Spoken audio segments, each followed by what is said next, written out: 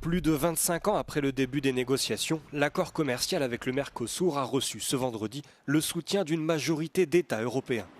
Un vote qui crée l'une des plus grandes zones de libre-échange entre l'UE, le Brésil, l'Argentine, le Paraguay, l'Uruguay et la Bolivie, et qui met ainsi un terme à des décennies de division au sein même de l'Union. La France, la Pologne, l'Autriche, la Hongrie et l'Irlande ont tous voté contre cet accord et comptent poursuivre le combat au Parlement européen. La Belgique, de son côté, s'est abstenue. Les opposants à l'accord ont averti que celui-ci exposerait les agriculteurs de l'UE à une concurrence déloyale de la part des importations agricoles venant d'Amérique latine.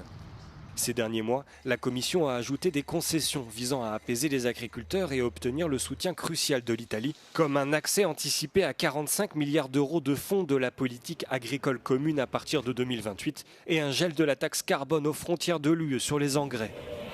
La présidente de la Commission, Ursula von der Leyen, pourrait se rendre dès lundi au Paraguay afin de signer ce traité commercial qui doit encore recevoir l'accord du Parlement européen. Journée de deuil national ce vendredi en Suisse. Le pays a rendu hommage aux 40 victimes et aux 116 blessés de l'incendie du bar Le Constellation, survenu la nuit du Nouvel An à Crans-Montana.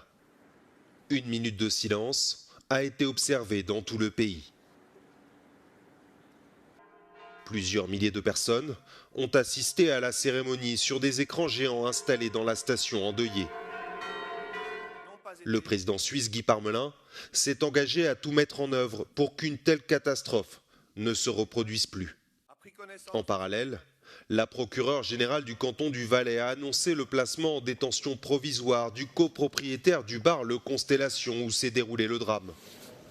Cette arrestation intervient alors que les autorités suisses ont révélé qu'aucune inspection de sécurité incendie n'avait été effectuée dans le bar depuis 2019. Un contrôle annuel était pourtant obligatoire.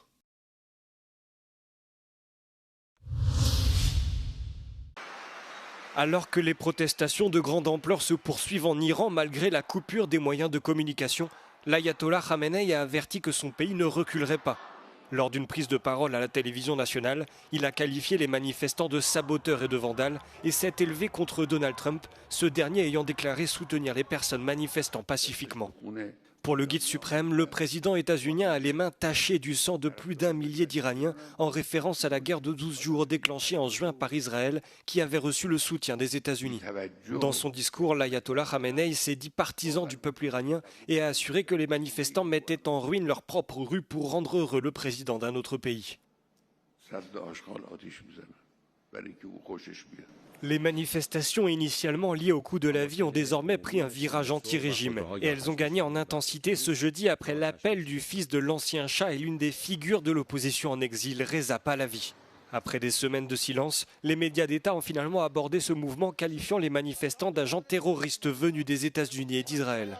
Au moins 45 personnes ont été tuées et plus de 2270 autres ont été arrêtées selon une ONG basée en Norvège. Donald Trump a réaffirmé ce jeudi que les États-Unis interviendraient si le gouvernement iranien réprimait les manifestants.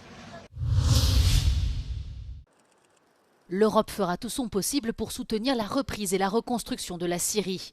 C'est ce qu'a promis Ursula von der Leyen en visite diplomatique à Damas ce vendredi. Accompagnée du président du Conseil européen Antonio Costa, la présidente de la Commission européenne est venue proposer une nouvelle coopération politique et économique au gouvernement de transition syrien. We want to strengthen our engagement with financial support of around 620 million euros for this year and for the next year. This financial support will include humanitarian aid, of course, but also early recovery support and bilateral support among us. La Syrie tente de se reconstruire et de renouer des relations diplomatiques avec les pays occidentaux après la chute du régime de Bachar al-Assad en décembre 2024. L'Union européenne a entièrement levé les sanctions économiques contre le pays en mai 2025. Celles-ci sont entrées en vigueur au début de la guerre civile en 2011.